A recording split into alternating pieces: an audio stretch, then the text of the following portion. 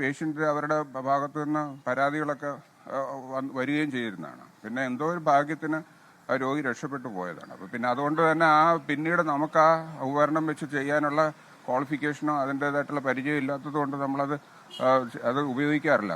അത് ചെയ്യുന്ന പറഞ്ഞാൽ ഈ പ്രോസ്റ്റേറ്റ് എന്ന് പറഞ്ഞ ചെറിയ രോഗത്തിനുള്ളത് അത് നമുക്ക് സാധാരണ ദിവസവും ചെയ്യുന്ന അരമണിക്കൂർ ചെയ്യുന്ന TURP എന്ന് പറഞ്ഞ ഓപ്പറേഷൻ ചെയ്യുന്ന ആ ടെക്നിക്കാണ്. അതിന് വേണ്ടിയിട്ടാണ് ലേസർ ഉപയോഗിച്ച് ചെയ്യുന്ന ഈ പുതിയ ടെക്നോളജി.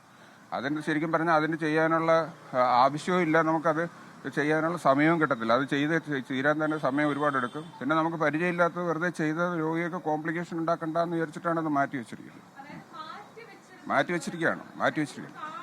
കാണാതായതല്ല, അത് മാറ്റി വെച്ചിരിക്കുകയാണ്. അത് അന്വേഷണ കമ്മീഷൻ അന്ന് നമ്മൾ പറഞ്ഞിരുന്നത് അത് മാറ്റി വെച്ചിരിക്കുകയാണ്. അത് ഉപയോഗിക്കുന്നില്ല, നമുക്ക് പരിചയമുള്ളതല്ല. ഞങ്ങൾക്ക് 6 ഡോക്ടർമാരുണ്ട്. 6 ഡോക്ടർമാർക്ക് ആർക്കും ഇത് വെച്ച് ഓപ്പറേഷൻ ചെയ്തുള്ള പരിചയമില്ല. അങ്ങനെ പരിചയമില്ലാത്തൊരു ഉപകരണം വെച്ച് ഓപ്പറേഷൻ ചെയ്ത് രോഗികൾക്ക് എന്തിനാണ് പ്രശ്നങ്ങൾ ഉണ്ടാക്കുന്നത്? പ്രോസ്റ്റേറ്റിനുള്ള ഓപ്പറേഷൻ ഡെയിലി 2ഉം 3ഉം വെച്ച് നമ്മളല്ലാതെ തന്നെ ചെയ്യുന്നുണ്ട്. അപ്പോൾ അങ്ങനെയുള്ള ഓപ്പറേഷൻ ചെയ്ത് വെറുതെ പരിചയമില്ലാത്തൊരു ഉപകരണം വെച്ച് നമ്മൾ ചെയ്ത് അത് പ്രശ്നങ്ങളാക്കണ്ട. പിന്നെ ഉപകരണം മാറ്റി വെച്ചിരിക്കുന്നു എന്ന് പറഞ്ഞാൽ അത് നമുക്ക് നാഷണൽ മെഡിക്കൽ കമ്മീഷന്റെ അംഗീകാരത്തിനൊക്കെ ഇങ്ങനെയുള്ള ഉപകരണങ്ങളൊക്കെ വേണം.